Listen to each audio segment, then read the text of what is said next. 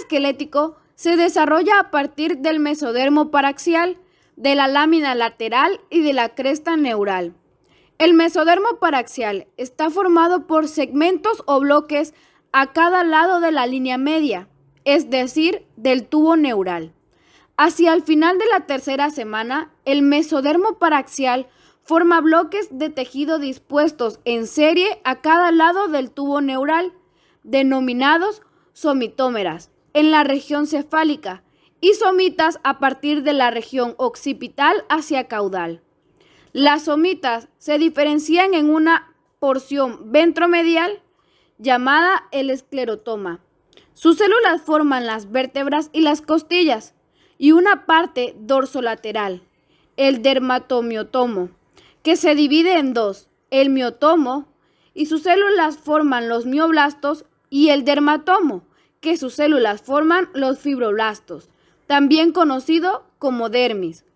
Al finalizar la cuarta semana, las células del esclerotoma se tornan polimorfas y constituyen un tejido laxo, el mesenquima o tejido conectivo embrionario. Las células mesenquimáticas se caracterizan porque migran y se diferencian de muchas maneras. Pueden convertirse en fibroblastos, condroblastos y osteoblastos. Son células formadoras de hueso. Condrogénesis no es más que el proceso de formación de tejido cartilaginoso. El cartílago es un tipo de tejido conectivo especializado que contiene células de tipo condrocitos, incluidas en una matriz firme y abundante, cuyas fibras están enmascaradas en el cartílago hialino. Osteogénesis. El proceso de formación del tejido óseo se denomina de esta forma, el cual se produce mediante el proceso de osificación. Tipos de osificación. Según la forma de osificación, se reconocen dos tipos de osteogénesis, la intramembranosa y la endocondral. En la osificación intramembranosa, el hueso se forma directo del mesenquima a través de una membrana que produce tejido óseo sin que se haya formado cartílago previamente. Morfogénesis del sistema esquelético. Generalmente, el sistema esquelético se divide en cefálico, axial postcráneo y apendicular.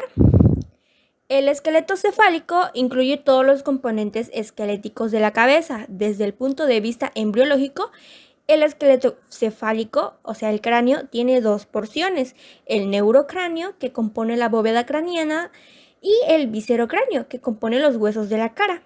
El neurocráneo se divide en membranoso, que comprende los huesos planos del cráneo, condrocráneo, que está formado por los huesos de la base craneal. Columna vertebral.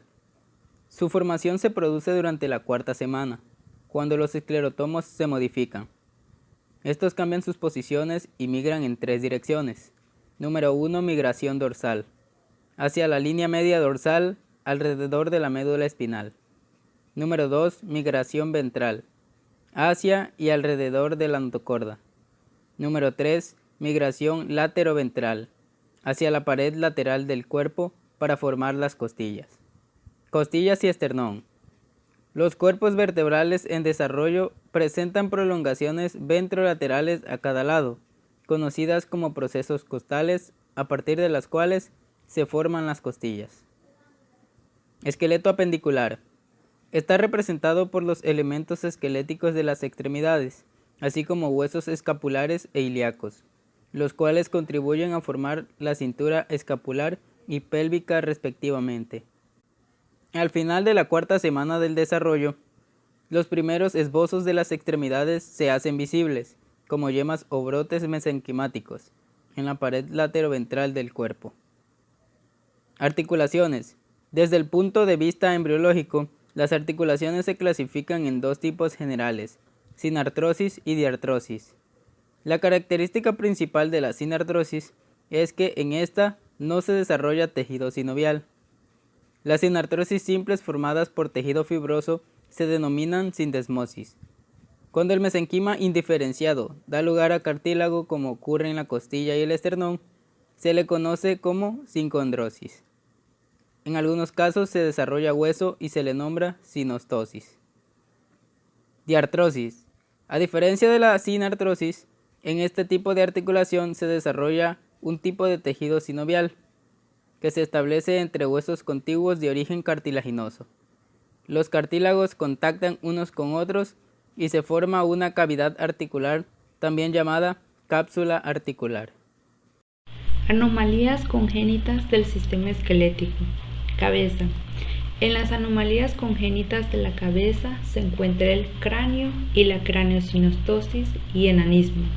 Vértebras. Las anomalías más comunes son escoliosis, vértebras en bloque, vértebras hendidas y brevicólisis congénita. Extremidades. Las afecciones congénitas consisten en amelia, polidactilia, dislocación congénita de la cadera y artroprogriposis múltiple congénita. El sistema muscular, se considera como tal un conjunto de órganos que rodean al sistema esquelético, cuya función de contracción repercute sobre este último y el cual produce los movimientos del cuerpo. Esta es la razón por la cual el sistema muscular es la parte activa del aparato locomotor.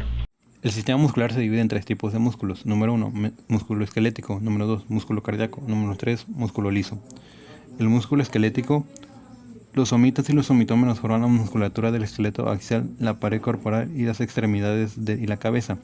Hacia las 16 semanas la mayoría de las células musculares son miotubos acompañados de mioblastos. A las 18 semanas las fibras musculares están presentes y los músculos son similares a los del adulto. Morfogénesis del sistema muscular.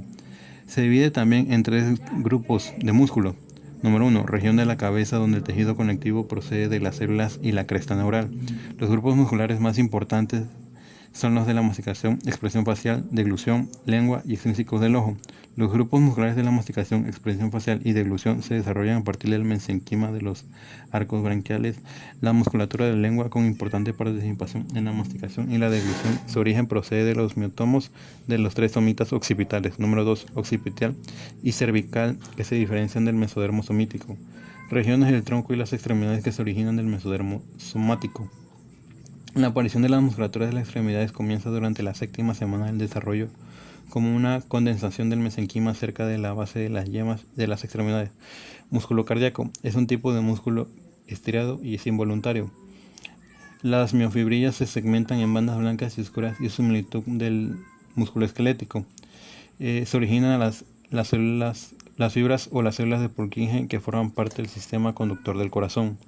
Músculo liso. La formación del músculo liso comienza en la quinta semana del desarrollo a nivel del mesodermo esplénico que rodea el esófago y se extiende después a todo al tracto gastrointestinal.